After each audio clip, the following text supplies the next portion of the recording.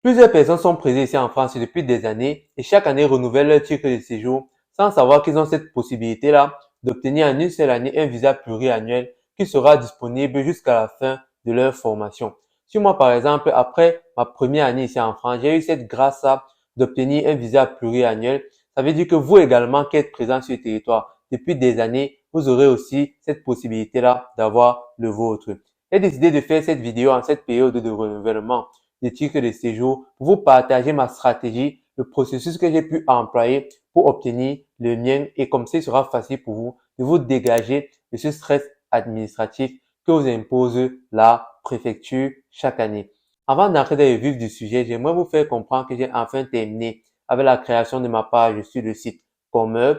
Donc, pour tous ceux qui sont intéressés, que ce soit par les lettres de motivation, des CV ou qui aimeraient avoir un appel pour une préparation à leur entretien d'embauche, je vous invite ici à aller visiter ma page et je serai vraiment heureux de vous aider à la réalisation de votre projet.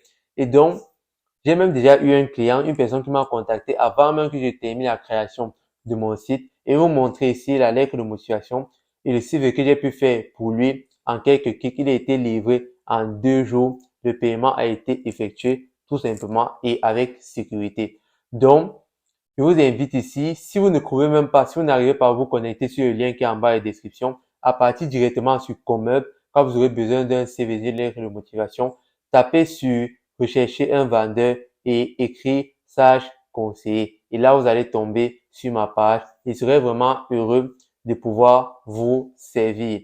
Et maintenant, on va entrer avec la vidéo. Pour obtenir un visa pluriannuel, ceci se passe en 2 étapes. Dans la première étape, vous allez tout simplement rassurer la préfecture dans 3 domaines principaux qui sont le domaine locatif, le domaine financier et le domaine scolaire parce que vous êtes venu pour les études. Et dans la deuxième étape, il va falloir tout simplement présenter à l'administration des bonnes perspectives d'évolution en termes de votre formation. On va commencer ici à la première étape. Quand vous êtes étudiant, il va falloir montrer à l'administration que vous disposez assez de ressources et que même votre environnement vous permet de poursuivre vos études en toute simplicité. Et donc, la première case qu'il va falloir remplir ici, c'est sur le plan locatif, en montrant à l'administration que vous avez des possibilités de vous loger et montrant à l'administration que vous avez des possibilités de vous loger, c'est en transférant un contrat de bail qui est renouvelable sur plusieurs années et en démontrant que vous avez cette capacité à payer votre loyer en transférant également vos 3 dernières factures de logement. Moi, par exemple, j'avais transféré ma facture de logement du mois de juin, de juillet et du mois d'août. Donc, ce sont vos 3 dernières factures qu'il va falloir transférer pour tout simplement montrer à l'administration que vous êtes en possibilité de pouvoir payer sur le long terme votre logement.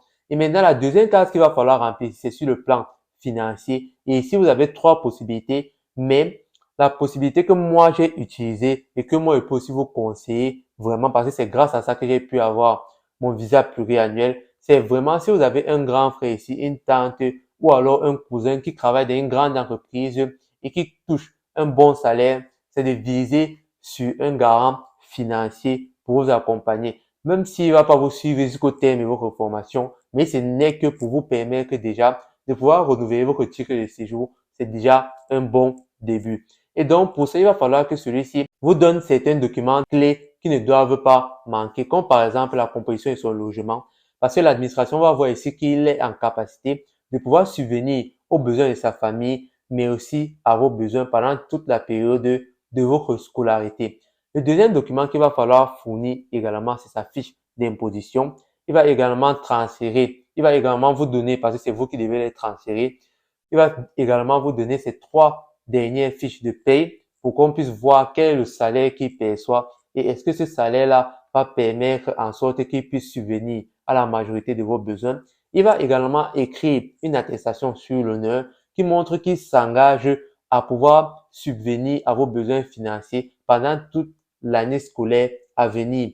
Et je crois le dernier document très important que votre garant financier va devoir transférer, c'est tout simplement l'attestation d'ordre permanent. C'est un document fourni par la banque de votre garant qui atteste que pendant la période, je ne sais pas, 2024-2025, cette banque-là va faire à chaque début de mois un virement dans votre compte de peut-être 615 euros.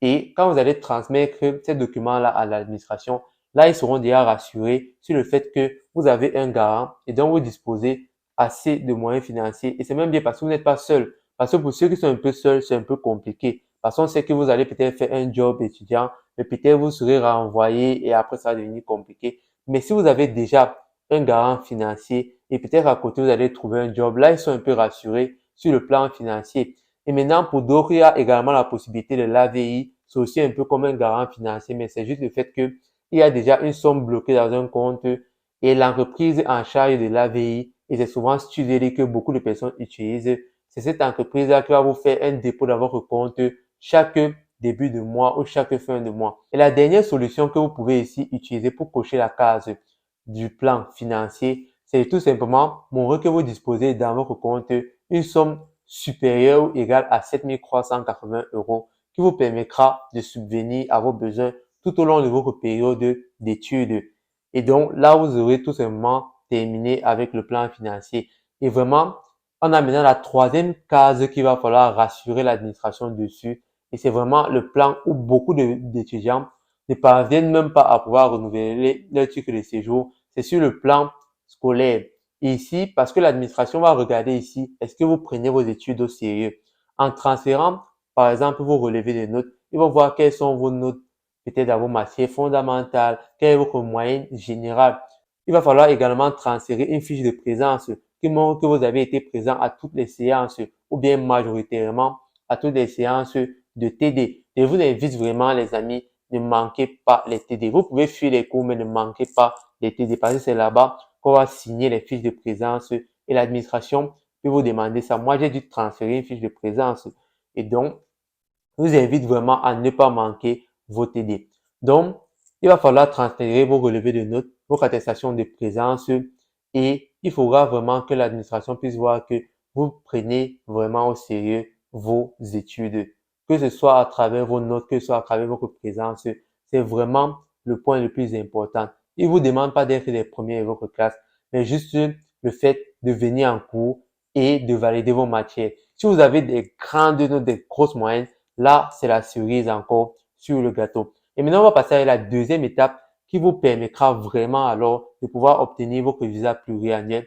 Et tout simplement, dans la partie où il va falloir présenter vos perspectives d'évolution scolaire, c'est de présenter pas votre année en cours, pas l'année à venir, mais vraiment une année très lointaine, si je peux dire comme ça là. Et donc, moi, par exemple, quand j'ai renouvelé mon titre de séjour l'année dernière, sur la case où on vous dit quel est le diplôme recherché au terme de votre formation, beaucoup de personnes, s'ils suivent une formation en licence, vont mettre peut-être que licence, ou bien en fonction de l'année à venir, vont dire peut-être que l'année à venir, le diplôme que je recherche, c'est peut-être une licence 2 ou un BTS. Mais moi, le conseil que je vous donne, c'est de vraiment mettre master dans tous ces onglets-là. Moi, c'est ce que j'ai fait. Quel est le diplôme recherché au terme de la formation? J'ai mis master. Partout, il mettait master, master, master, master. Pour montrer que je cherche vraiment à aller très loin avec mes études. Et c'est ça mes perspectives d'évolution sur le plan scolaire. Et peut-être que d'autres auront peur en remplissant vraiment la fiche de renseignement sur le site de l'année parce que disant, si je remplis pas net les informations qu'il faut, j'aurai peut-être des soucis. Mais vraiment montrer que vous voulez aller vraiment loin avec vos études. Et là, s'ils voient que vous avez rempli vraiment toutes les cases sur le plan locatif, sur le plan financier, sur le plan scolaire, et là, vous présentez vos perspectives d'évolution, je ne vois pas en quoi ils vont vous refuser cette possibilité-là de pouvoir poursuivre vos études sur plusieurs années en vous retirant ce stress-là de renouveler chaque année votre titre de séjour ou 3 mois avant, à partir du mois de mai comme ça, pour ceux qui sont arrivés en août, devront commencer à renouveler, à rassembler tous les documents pour pouvoir renouveler leur titre de séjour. Et donc, vraiment, c'est ça, c'est tout simplement ce que moi j'ai fait. Il n'y a rien de vraiment compliqué. Et je vous invite à essayer de faire comme moi, transférer les bons justificatifs, les justificatifs clairs et vraiment détaillés et tout simplement présenter vos perspectives d'évolution sur le plan scolaire. Et je vous assure, c'est vrai, on diabolise beaucoup l'administration ici en France, mais vous avez de grandes chances d'obtenir un visa pluriannuel. Donc, on a terminé pour aujourd'hui. Si cette vidéo va vous aider à obtenir un visa pluriannuel, c'est le plus important. Et donc, si vous avez apprécié la vidéo d'aujourd'hui, je vous invite ici à lâcher un pouce Si vous avez des commentaires à faire, je vous invite à laisser vos commentaires et on se donne rendez-vous à la semaine prochaine pour une nouvelle vidéo. Je vais vous partager quelles sont les stratégies que j'ai pu employer pour me développer un réseau ici en France pour vraiment réussir mon intégration. Et après ça, ou soit avant peut-être, je vais vous partager toute une série de vidéos sur comment mieux gérer ses finances quand on est étudiant. J'espère vraiment que ces vidéos vont vous aider. C'est le but ici sur cette chaîne, même si j'ai pas beaucoup de vues. Moi, j'aime déjà faire des vidéos et aussi j'aime partager vraiment du bonheur aux autres. Et donc, n'oubliez pas, don't forget to subscribe to my channel. God bless you. Ciao.